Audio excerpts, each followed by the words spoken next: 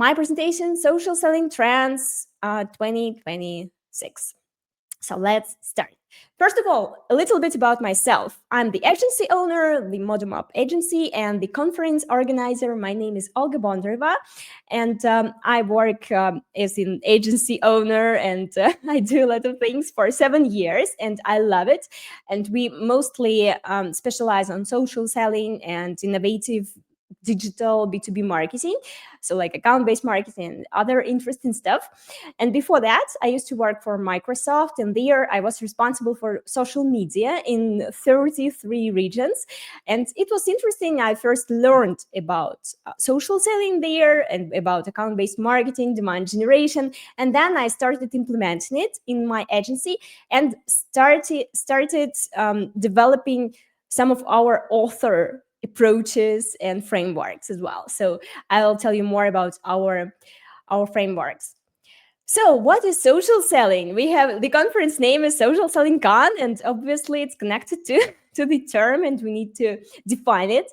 Social selling is about social media profile development, personal social media profile development. It's important that social selling works with personal profiles, not a company profile. Of course, company profile is important, but personal profiles is where all the power exists and helps us to, for example, reach out to potential clients, partners, or even attract new employees. So how this approach works. And first of all, why I can talk about this. So we have ROI of 200 to 400% across campaigns, like social selling campaigns. That's why I know what I'm talking about, and it has a proof in real results. And there are some other examples, like for example, the international logistics company, they opened 16 new offices using franchise. Of course, they are selling their franchise in 4 years using our social selling approach. And HR Tech startup, they closed 30 enterprise level deals in 1.5 years using our social selling approach and working with us as an agency. And an AI platform, in 1 year, they got many leads, like almost 150, and 5 deals, major deals, like enterprise level deals. So that's why what I'm talking about is our own experience. It's based on real results, and I hope it will be valuable for you as well. You can implement these techniques and succeed on LinkedIn using social, and not only on LinkedIn, maybe, because you can use some other platforms as well for social selling. So how this approach works, how does it work? So we start with defining your positioning on social media and designing your profile. When your profile is ready, we are starting connecting with relevant people on social media. It's important that you connect with your target audience. This list is very precise, and you connect with the right people. Then we start building your personal brand on social media. So posting relevant content, building relationships through commenting, liking, skills endorsements as well. And of course, it's important to jump to the private conversation in messages. And this is actually the most effective way to generate B2B leads, for example, to find some interesting opportunities is private messages. Yeah, that's why it's very important, but the rest of the steps is important as well, because it helps to increase the conversion of your communication with your audience. So what kind of steps I will cover today? First of all, we'll talk about the positioning and profile design a little bit. Target audience growth, what's important? Regular content, networking interactions, and B2B lead generation. I will share some of our agency best practices and insights. So let's start with positioning on LinkedIn. What kind of questions your LinkedIn positioning should answer? First of all, it should be very, very clear for the audience who you are. So your profile should answer this question, who I am. And the second question, why should you trust me? Because if your profile answers these 2 questions, it will show higher conversion in terms of, for example, the acceptance of your connection requests, the replies to your messages, and of course, leads as well. Because these 2 points, they are important for the trust. Who am I and why should you trust me? It's important to explain it. And the rest of the question, what do I offer? Whom do I offer it to? These questions, for example, the question, what do I offer? It's relevant for the messages. Of course, you need to explain it if you reach out to someone. And whom do I offer it to? It's, of course, important when you build your target audience lists, right? So, but just think about the first two questions. Does your profile answer them or not? Because sometimes sometimes many profiles, they don't answer these questions. They don't answer the question, who am I and why should you trust me? They start with, what do I offer and whom do I offer it to? So you can see so many profiles like this. It's clear what they are offering, for example, some scaling or streamlined operations, and for whom, like agencies, restaurants, marketing teams, startups. But who are they? Who are these people and why should we trust them? So that's why I called it bullshit approach. Sorry for the rude words, but it's that's it. That's a bullshit approach. So think about it. And what I think that is not no bullshit approach on LinkedIn. It's the more natural profile headline. So it's important to look like a normal person on LinkedIn, like a usual human being on the platform. So, and the normal person and very natural looking human being on LinkedIn looks like that. So they have position, at company, and an optional part, you can add some additional information like keywords, achievements, or some other interesting information to your profile.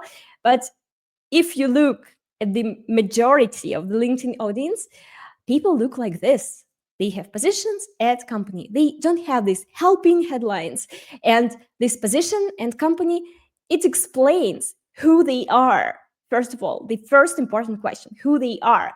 And then if they have some additional keywords or achievements, or they have this information inside the profile, for example, in the featured section or about section, it's also good. But they prove why they should be trusted. They share maybe some numbers, they share some facts, their track record, their previous companies they worked at, but they do it. And first, they start with these two questions: who am I and why I should be trusted? And then, only then, they jump to the next questions. So, very precise positioning. I know that in marketing, everyone loves it when you're very precise and you clearly communicate, for example, what do you offer and for what kind of segments of your target audience you do so. Yeah, it makes a lot of sense. And I would like to talk about when it works great and when it can become a trap. So when it works great, when you explain who you are and why people should trust you. So we already discussed it a lot. Yeah, in this case, it should be very precise with numbers, with some facts. So it makes a lot of sense. And you need to be very precise in your audience search. So, and you can use personalization, for example, by industry or by company, maybe some other ways of personalize your communication. We'll talk about it today as well. And when the precise positioning becomes a trap, when your LinkedIn profile describes your audience too narrowly, like, remember, like these examples, in this case, your profile looks like you're a hunter chasing prey. So it really looks like that. And probably when someone connects with you and they are saying, for example, I'm an agency founder, and someone is saying in their profile headline that I'm helping agencies, I understand that they're a victim. So they are hunters hunting on me. So that's why it's not very comfortable, unfortunately or fortunately. So because it protects us from people, from the hunters.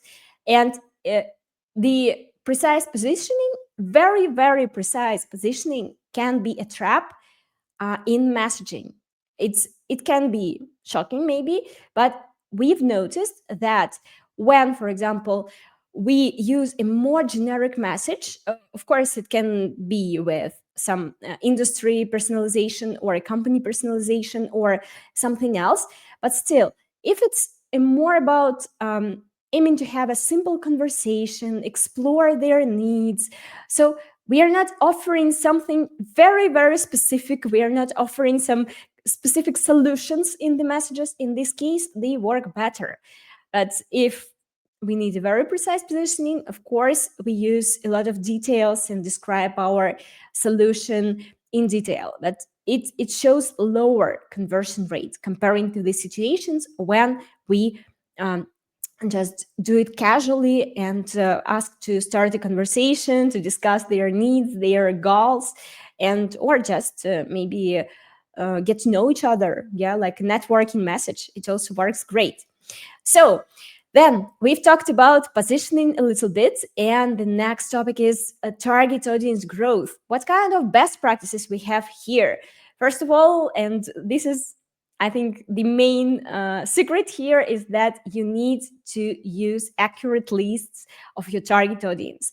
And this is your secret weapon, because if your list of the target audience is not accurate, you have some irrelevant people there, all of the conversions will be lower comparing to the situation when you have a very precise, a very clean list of your target companies and target people. And how to do so? Of course, AI can help you to build very precise target lists. For example, Clay, but Clay may be expensive and not for maybe for every scenario, or some browser extensions like Excel extensions like Sheet Magic. It's an extension for Google Sheets. So you can use the tools like that to identify irrelevant people, for example, and remove them from your lists to make your lists more specific, more concrete, and to increase conversion rates. So the next idea is that AI can help you to build some very specific lists. Like, for example, you can't find influencers in a niche. And LinkedIn doesn't offer any filter to choose to find these influencers and to build a list of some influencers in the niche. Of course, you can find them on the platform, but AI can help you with some very specific and not very usual requests. So you can use it as well. And of course, LinkedIn Sales Navigator helps you to conduct account-based search. So based on the companies, first of all, you need to build a list of relevant companies. And then in these companies, you can find relevant people. And all of these steps, they can help you to build more precise target audience lists. What's next? LinkedIn content strategies. What works right now? Because now it's crazy. LinkedIn, it has a lot of AI generated content. So it's just interesting how it works. And first of all, what is the first principle that is very, very important is consistency and regular posting. Because if you do it, no matter what you post, people start remembering you and they start building relationships with you. And when, for example, you attend a conference or some other on-site event, they start remembering you and they can reach out to you and say, for example, oh, we are connected on LinkedIn. I saw your content. We actually, we've been in these kind of situations many times with our clients. When they go to some industry conferences, someone comes to them and tells some compliments about their LinkedIn posts and content in general and profile in general. So that's why consistency in regular posting. What does it mean? It means that we recommend posting at least 1 to 3 times a week. Of course, if you can do more, you can do more. But it, I think, the user-friendly approach, when you have a lot of time to do your other things, your other activities, like you work, you have probably a family, so you have a lot on your plate. That's why I think that 1 to 3 posts a week is a very user-friendly approach that helps you to maintain your consistency and discipline. So, and systematic approach helps your audience remember you and builds loyalty. So the next best practice around content are that raw and authentic content stands out from AI noise, because you you know when you just scroll your LinkedIn feed, you can feel it, you can see it, that it's just crazy how much AI generated content and fake looking content here and some strange videos as well. So the more authentic and raw your content is, the the more trustworthy you look. So next, personal stories. They show that you are a human, not a robot. And of course, LinkedIn shouldn't become your personal like Instagram or Facebook account, but still a little bit of personal content. It really helps. And the same reason, because everything is AI generated, and just in this AI generated world, it's important to show that you are a real person, you have something going on in your life. And maybe it will be even relevant for other people. They are going through maybe the same things or similar things, and they will feel more loyal and more related to you, what you're talking about. So next is live formats in videos. So we are now on the LinkedIn Live event, so you can feel it yourself that probably I hope that you feel my presence and that I'm talking to you. And it's much better comparing to just text content or some pre-recorded video. That's why live streams, I think they are very important, especially in the AI world, when you're looking for something more real, right? And videos work as well because LinkedIn now support them very much, and they have the additional news feeds with video content. So it's important also to look at it and to start creating videos, start posting videos. For the networking mechanics, we use, and that worked great. So here there are many different soft networking touches you can do. For example, react to the audience content. You can comment on their posts. You can congratulate with some birthdays, achievements, holidays, anything. You can endorse someone else's skills. It may sound crazy, but it works really great. People, they say thank you in the messages, and you can start a conversation in a very natural way if you just endorse their skills. Or you can repost their post to support them, and they will become more loyal. And of course, you can jump to the private messages and continue your networking efforts there. But just be prepared that some people will ignore you. It's okay on LinkedIn, it's normal, but you can build relationships with them as well. So some examples. For example, we reached out to a person several times on LinkedIn, and only after we congratulated him with like it was the simple congratulation, happy new year, and some wishes. Only after that he replied. So he was probably a third message or a fourth message already. He replied, and he suggested to have a call in the future because he noticed what we've sent before. So, and these kind of soft touches, they can help you to build relationships and to maybe move your conversation to a different level, to have, for example, a call or meeting with this person. So tagging someone also drives engagement, and I'm not talking about spam tagging, because some people, they just do they tag so many others in their posts, and it's if it's not relevant, if these people are not related to what you're saying, of course it doesn't work great, and it may even hurt your personal brand. But if, for example, it is relevant, it works really great. So here is my example. I attended a meetup in Austin at Capital Factory, and it was a great presentation by Fernando Labastida, and I've just posted about it. So I've posted some of my maybe insights I gained from this presentation. I've posted about it, and I've tagged Fernando, and I've tagged Sharon. She's an organizer of this event, together with Fernando.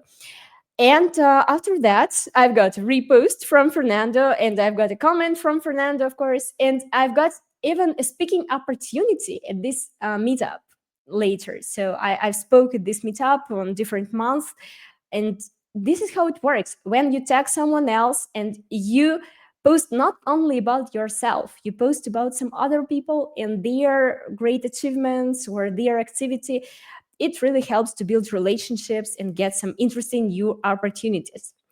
So, and the next level of networking, if you feel that you would like to go there, um, networking can evolve into your own community. And we also build communities for our agency and for our clients. So, how it works. Of course, it's important that community is closed and based on the certain specific lists of target companies. So we create this specific lists of the companies, account-based marketing, hi, and then we invite target people to the community through LinkedIn, of course, using private messages there. And then for the community, inside the community, we maintain some regular engagement. So some networking mechanics, sharing relevant content, and building relationships with our audience. But it's a next level. And a community is a mechanic. It's an account-based strategy. I believe it because it's based on the specific list of the companies and specific people you are reaching out to.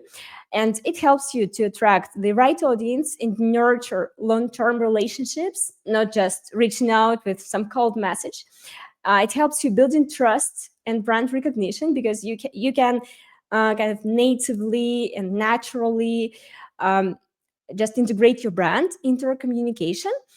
It can help you showcase your expertise in an authentic way. For example, speaking at the meetups and sharing some expertise, sharing case studies, and staying connected with potential plus existing clients to understand their needs, their pains, maybe, and their tasks. And you can offer something relevant for them. This is what we're doing for ourselves, and I recommend doing it for those who have the resources, have the time to do so, because it's a really great and important mechanic. And last but not least is lead generation. Lead generation, here we use icebreakers to increase response rates and messages. What are icebreakers? Icebreakers are short, friendly phrases. They help to start the conversation, ease some awkwardness of the situation, and just people feel that it's something more natural, and they feel positive and they start replying to your messages. What kind of icebreakers you can use? Like your shared background. For example, you studied at the same university with someone, or you maybe lived in the same city or something else in the same state. You can choose some interesting information. Shared event, you attended or spoke or participated at the same event. Some personalized compliment based on the content of this person or something else. Humor or irony, of course, it's important as well, because it really helps to break the ice and help people to feel more positive and nice. And congratulations, I already had an example of how congratulation with just new year, just very boring congratulation, could just move the conversation to the next level. So, and the next lead generation best practice is micro-segmentation and narrow targeting. What works great in terms of messaging? The personalization by industry. So we have some specific scenarios for different industries. It's basic, but it's still important to talk about it. By company, because you can, for example, reach out to different people from one company, and it's important to personalize your reach out based on the information about this company. By event, of course, because events, especially large industry conferences, when people see the, for example, mention of the events in your message, they feel like you and them are in the same team. So you feel, they feel like it's warm and it's great. It's nice to meet with you. So, and by shared background, like studied at the same university, from the same city, maybe something else happened to you both. So you can find this information and do it. Okay, and next best practice related to lead generation is jumping out of LinkedIn fast. To suggest to have a maybe text message, call, or meeting, because when you have a long conversation with someone on LinkedIn, it's always a risk, and it's increasing with the next messages. The risk is increasing that they will start ignoring you, not because they don't like you or they are not interested in what you're offering. It's just because LinkedIn just on LinkedIn, people are overwhelmed with a lot of spam, a lot of activities, notifications. So it's difficult to stay focused on the platform. That's why I recommend you to jump out of LinkedIn as fast as possible with people. And consistent follow-ups and reminders really matter. So we usually start with a short message, then we can for example, send a second checking in message, whether it's a priority for their upcoming quarter. Then we can suggest to share more details, for example, ask some other additional questions, sharing some other details. And an optional part, you can use just a closing message where you're saying that, okay, I've got it, that it's not relevant right now, but I'll be back in a couple of months, for example, and I'll check in on you. Maybe it becomes relevant after this time. So this is how it works. And then, of course, after a couple of months, 3 months, maybe 6 months, sometimes you get back to them. And sometimes people who even said no, thank you, and nothing else, they become leads after this late follow-up. So, and the next formula is combining on-site and online. You can use the existing conferences and events and reach out to people and suggest to meet at these conferences, or you can organize your own small networking events and invite people to your events. And usually after these small networking events, audience converts into leads more actively. We have around the conversion around 80%. If they first attended a networking, your closed exclusive networking event, and then they become leads and they are ready to discuss your products or services. So at the end of my presentation, I would like to remind you these steps of social selling. It's positioning and profile design, target audience growth, regular content, networking interactions, and B2B lead generation. So this is our agency. I already actually talked about it at the beginning. And this is my contact. I'm Olga Bondareva, the founder of ModumUp agency and ex-social media lead at Microsoft. And here is the QR code to my LinkedIn profile. So I would be glad to connect. Let's connect if we are not connected yet. So, and we are jumping to the next exciting part of our show. And before that, I would like to also share some useful material with you. It's a actually practical case studies on social selling. We've talked about this topic a lot. If you'd like to deep dive into it and understand it better and learn more about what some specific companies do in terms of the social selling, just feel free to jump into these case studies and have a look. So the next, and we'll share this link in our follow-up for all of the registered participants as well, so you won't miss it.